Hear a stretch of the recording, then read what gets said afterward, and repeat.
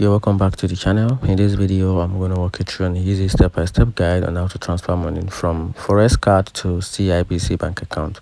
Make sure you watch the video to the very end so you don't make any mistake, and also hit the subscribe button because it really helps me out. So to get started with the simple step-by-step guide on how to transfer money from the Forex card to your Cibc account, so the first thing to do is to check if your Forex card allows transfer, because not all Forex cards allow direct transfer. So the first thing to do is to visit your official website or app of your Forex card provider. For example, your HDFC or Forex Plus or Axis Bank or CI Travel Card or any other provider.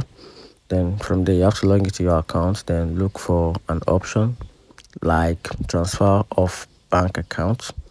Then under that, transfer fund, then or check under the card service to see if the card is available for transfer. So once you check and your card is available for transfer, then you can now proceed to the step 2, which is to link your Cibc bank account. So most app will need your bank info, for example, like your bank name, your transit number, and all of that. So for you to do that, you have to go to the profile, then click on linked bank account or similar.